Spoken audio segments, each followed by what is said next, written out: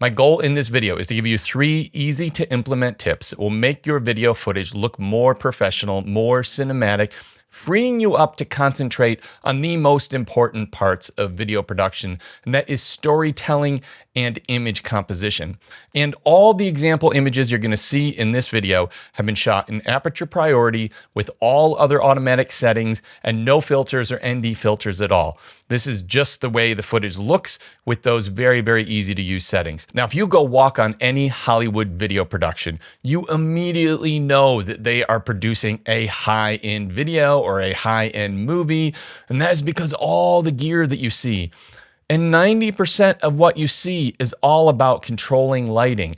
It's either to project lighting, it's to add lighting, it's to bounce lighting, or it's to stop light from coming from one location to the other.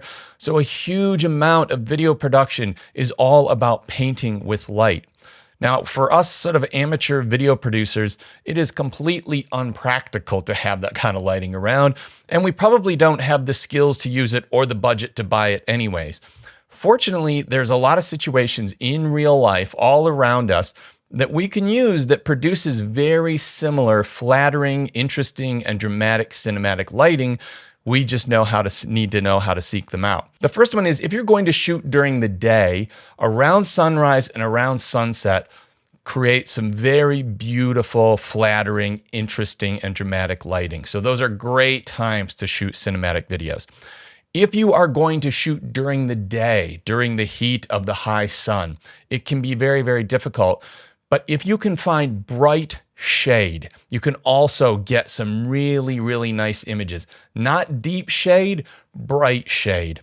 The other places that you might look for really nice, flattering cinematic lighting are in historic buildings or museums or art galleries, architectural design buildings. These are buildings that often have very interesting or dramatic lighting, either coming in naturally or added by the architects when they designed the buildings. So even though the lighting in these sort of situations is really designed more around creating a beautiful environment in the building for people to feature and look at the building, particular architects are really focused on having lighting that highlights the building that they've created.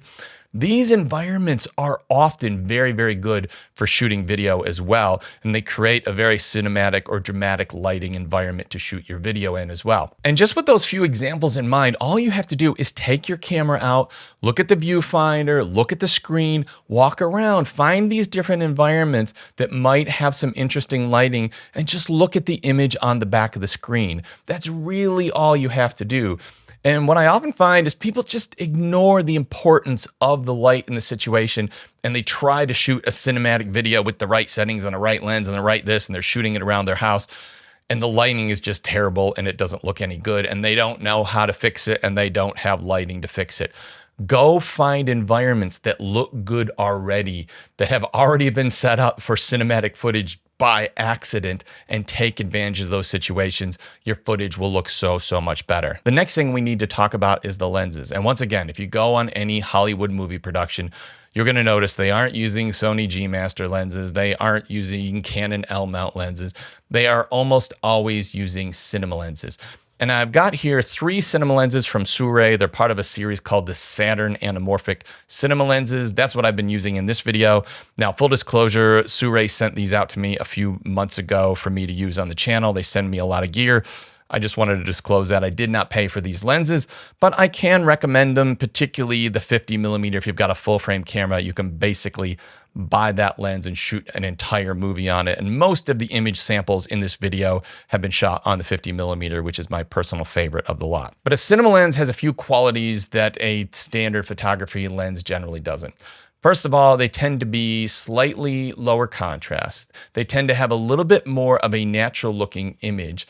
And they really aren't designed to create that super crunchy image that the average photography lens is. And in general, people that do end up shooting any video production on photography lenses often use filters on the front of those lenses to soften the image up so it isn't so high contrast. So you can see there is an advantage just straight off the bat using some sort of cinema lens. Now, I will also say that if you've got an APS-C sensor camera, I've got some different lenses that I would recommend. I will link those below. And I also think if you're on a super, super tight budget, there are some cinema lenses that Sirui make that are extremely cheap as well. I will link those as well. So depending on your budget and what you're looking to do, I'll put a link of all the different lenses down below. Now, looking at the anamorphic lens, what do these do for us? First of all, they create a widescreen image. They take your normal video resolution that comes into your camera, they squish it together so that you can, what they call, de-squeeze it in editing so you get a widescreen image. There are plenty of videos on that, so I won't go into too much detail on that. It isn't hard to do, but it is an extra step. But what this does is this gets us a maximum resolution that we can get out of our camera, and it gets us a widescreen image like we're used to seeing in Hollywood. It also gets us a couple of image character traits that only anamorphic lenses really give us, and that is some interesting, generally oval bokeh or background blur. It gives us a certain style of sort of long barrel distortion across the bottom, the top of frame. It gives us a sharp center with some softer side images. It also gives us a situation where the 50mm, as an example, is a 50mm lens as far as this way goes and the image compression and the way the image generally looks, but it's a 1.6 times squeeze factor. So in width, it's got the width of a 35mm lens. It gives a style of image that you really only see from an anamorphic lens and you generally only see in a Hollywood movie. So using an anamorphic lens kind of automatically makes your images look a little bit more interesting and a little bit more like you would see out of a Hollywood movie. And the third thing we need to talk about is the color space that we're using in the camera. And I suggest that if your camera has log footage, that you should shoot all your video in log footage. Now, if your camera doesn't do log footage, then I suggest that you select a natural picture profile or neutral picture profile, depending on what kind of camera system that you're in. It will be something like that. Then I would take that and I would turn down the contrast maybe 1 or 2 notches and the color or saturation 1 or 2 notches. And I would start from there. But if your camera does shoot log footage, then absolutely shoot log footage.